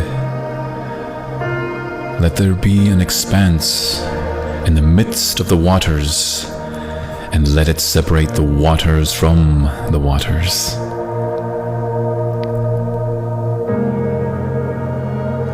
And God made the expanse and separated the waters that were under the expanse from the waters that were above the expanse. And it was so. And God called the expanse heaven. And there was evening and there was morning the second day. And God said, "Let the waters under the heavens be gathered together into one place, and let the dry land appear." And it was so. God called the dry land earth, and the waters that were gathered together he called seas. And God saw that it was good. And God said, "Let the earth sprout vegetation plants, yielding seed, and fruit trees bearing fruit in which in their seed, each according to its kind on the earth." And it was so. And the earth brought forth vegetation, plants yielding seed according to their own kind, the trees bearing fruit in which is their seed, and each according to its kind. And God saw that it was good. And there was evening and there was morning the third day. And God said, "Let there be lights in the expanse of the heavens to separate the day from the night, and let them be for signs and for seasons and for days and years, and let them be lights in the expanse of the heavens to give light upon the earth." And it was so. The two great lights, the greater light to rule the day and lesser light to rule the night, and the stars. And God set them in the expanse of the heavens to give light on the earth, to rule over the day and over the night, and to separate the light from the darkness. And God saw that it was good.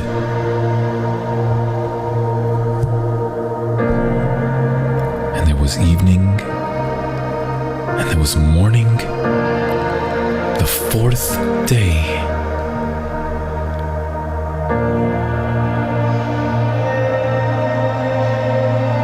And God said, "Let the waters swarm with swarms of living creatures, and let birds fly above the earth across the expanse of the heavens."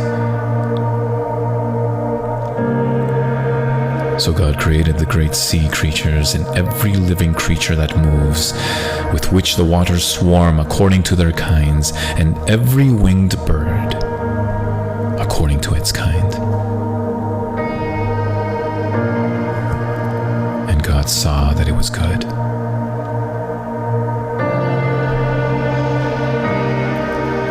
And God blessed them, saying, "Be fruitful and multiply and fill the waters in the seas, and let birds multiply on the earth. And there was evening, and there was morning, the fifth day.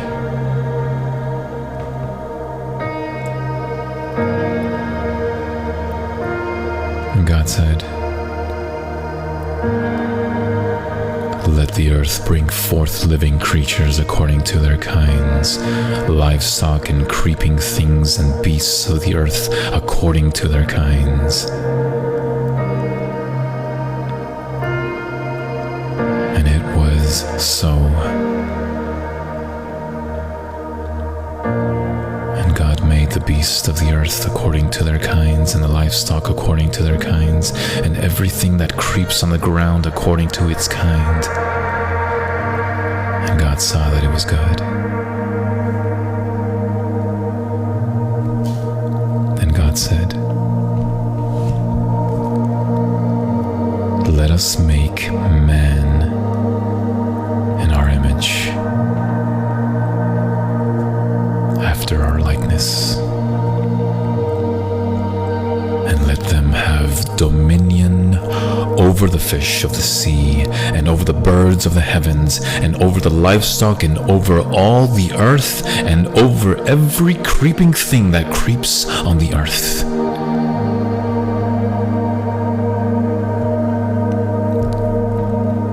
So God created man in his own image, and in the image of God he created him, male and female. He created them.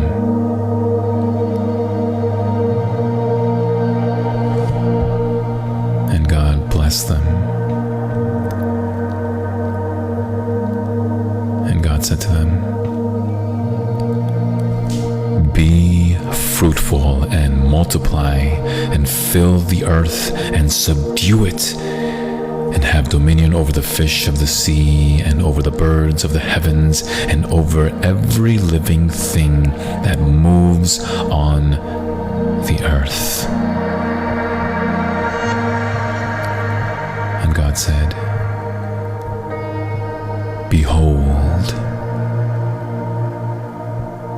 I have given you every plant yielding seed that is on the face of the earth, and every tree with seed in its fruit.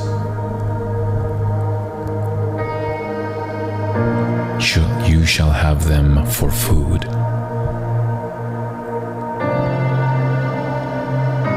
And to every beast of the earth, and to every bird of the heavens, and to everything that creeps on the earth, everything that has the breath of life, I have given every green plant for food. And it was so. And God saw that everything he made,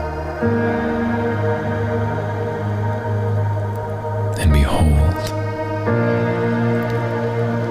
it was very good.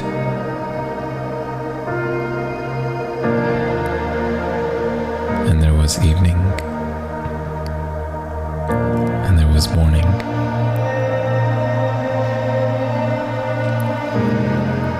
the sixth day.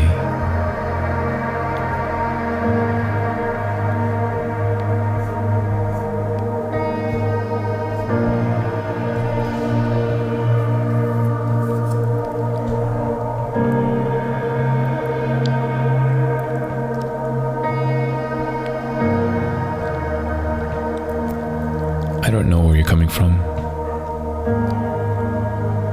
I don't know where you are.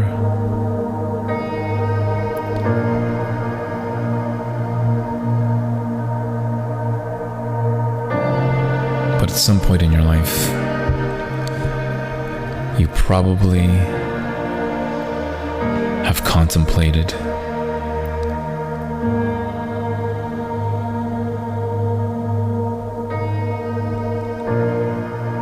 what is the meaning behind this amazing, beautiful world.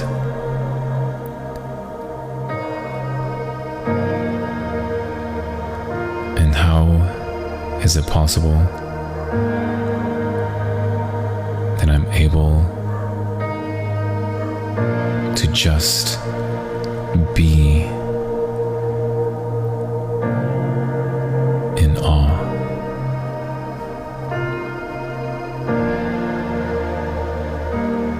There are so many wonderful places in this world.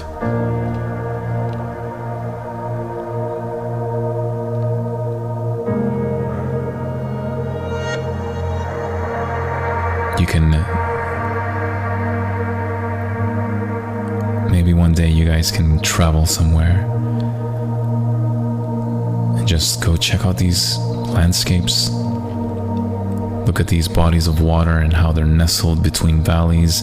Look at these mountain ranges, and there's all of these snow-capped tops or deciduous forest, and all these coastlines that are rugged and sandy and just everything in between. And just look at the plains and the pastures, and look at the amazing livestock and the plants and the wild things and the gorgeous ambience and atmosphere.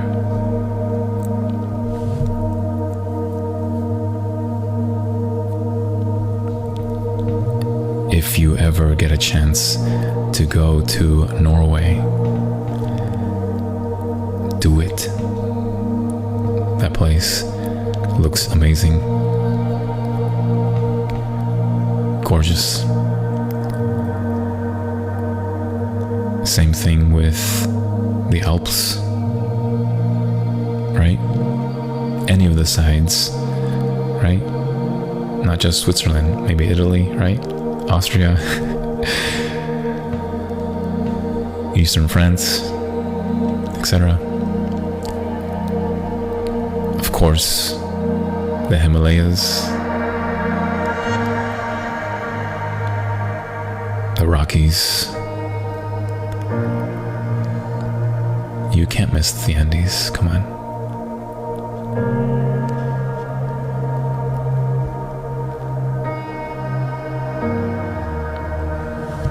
There's this place in southern Chile. It's called Pucón. It's a very small town. And it's basically an area where it's surrounded by volcanoes, actually, active volcanoes. And there's this body of water, it's called Lago Villarrica. And at night you can actually see how the steam from this lake, because this is water from the volcano, so it's actually a giant hot spring. You can actually see the steam coming out at night. It's amazing. And all across this valley is just a bunch of like volcanoes, and of course the one that's right there is called Volcán Villarrica. It's so gorgeous. It looks like Mount Fujimori in Japan, and very, very similar, but just so amazing. And what I love about this is that you can hike up this volcano, and they have like these these places where you can observe the entire valley, and of course you can see the lake. And you know, there's so many gorgeous places in the world, truly, so many gorgeous places in the world, but for me there's nothing like that place. And you know, I have this sort of dream that it's not really a dream, but like this desire that like whatever happens to me, I would love to, I don't know, somehow be buried in that area, you know. And I just love it because I never ever forget that this entire place was not by accident, and that every single human has a purpose and a soul.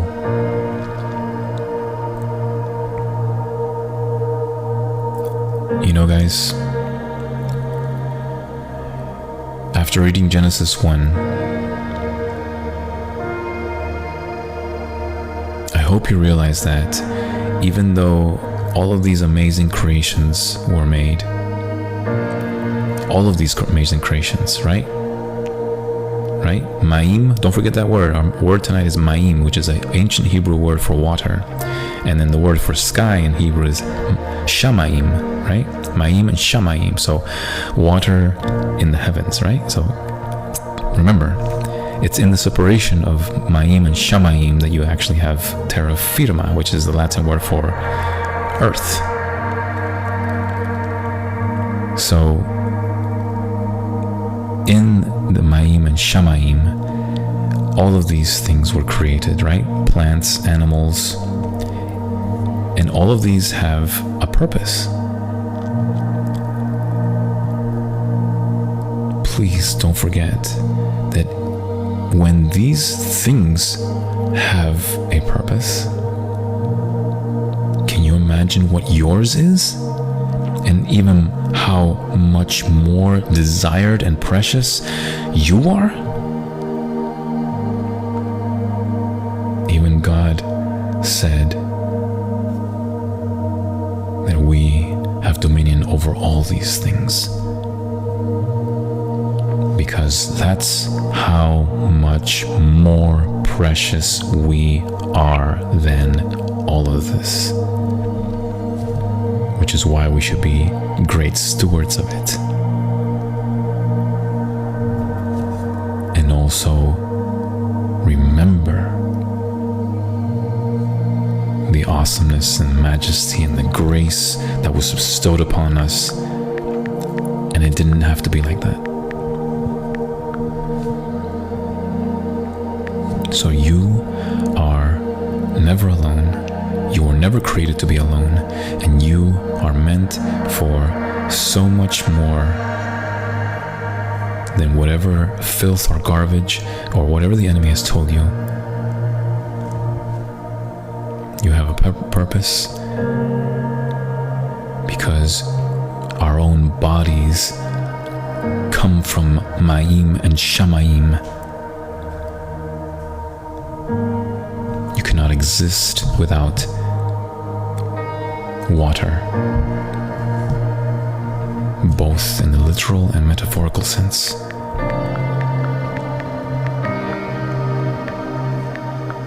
That's the preciousness of life, nurtured by water from Ma'im and Shamayim.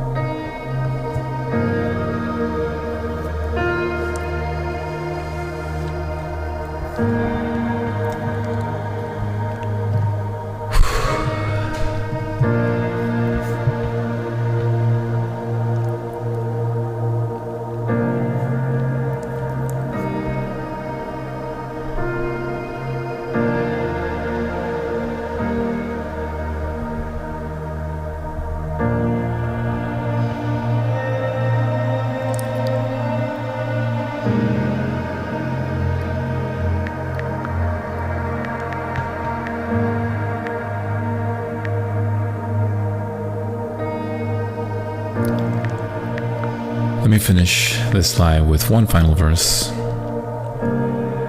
and then I'll say my farewell. And this comes from John chapter 4, verse 13 through 14. And Jesus said to her, "Everyone who drinks of this water will be thirsty again. But those who drink of the water that I will give them will never be thirsty. The water that I will give will become in them a spring of water, gushing up to eternal life."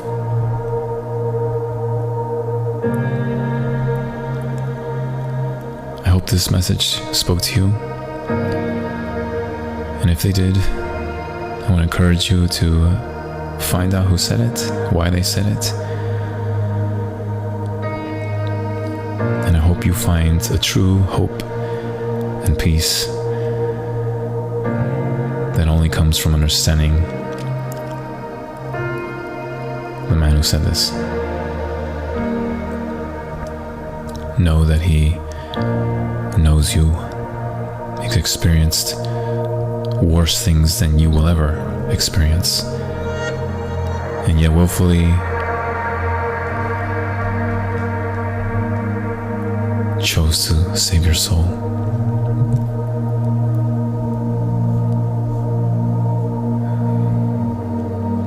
With an eternal life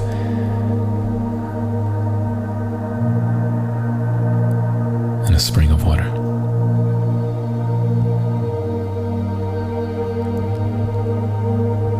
I hope you have a wonderful rest of your week. And I hope you continue to come back and listen to some really wonderful poems. And again, thank you to all of my listeners and supporters of this show. This is a listener-supported show. Great big hug to all y'all. And from the bottom of my heart, thank you for your generosity. And those of you who are thinking about making me doing the jump, you're welcome to. You don't have to. But if you like this content, go to Spotify, download it if you don't have it, and look for my show. It's called J. Roland Speaks. You're going to see a picture of my face. And rate the show. If you like it, cool. If you don't, that's okay too. You're welcome to leave a message if you have any suggestions for future podcasts. And follow me there if you want to get notified whenever new episodes get uploaded. I have 3 episodes ready to get uploaded throughout this week, so be ready for that. And what else? I think that's it. This has been a great show. I hope you guys learned a lot.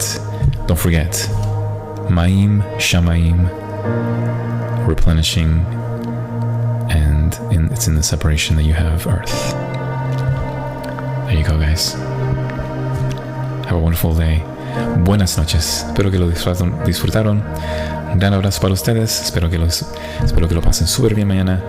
Que Dios se le bendiga, que Dios se guarde, que Dios siga bendiciendo. Él te ama, ¿sabes? Él te ama. Pero cuando tú te honras, ¿ya?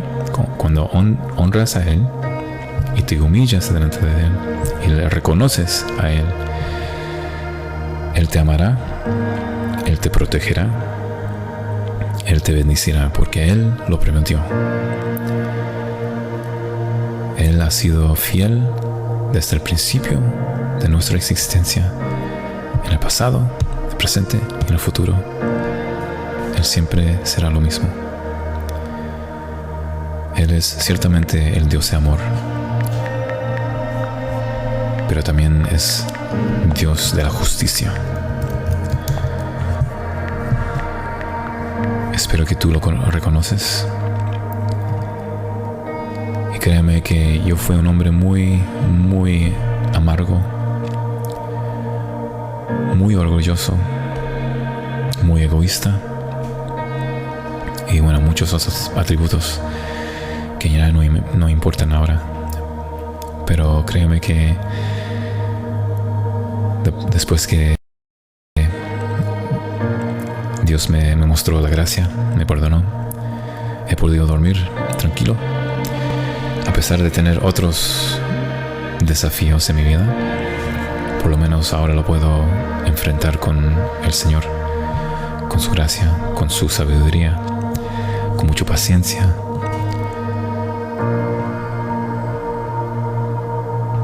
Porque al fin yo sé quién soy cuando estoy con Él. Y esa gracia es para todos, no solamente para mí, es para ti también. Pero es reservado para aquellos que quieren honrar a Dios. Así que, en el nombre del Señor, espero que ustedes también busquen y aprendan de Él.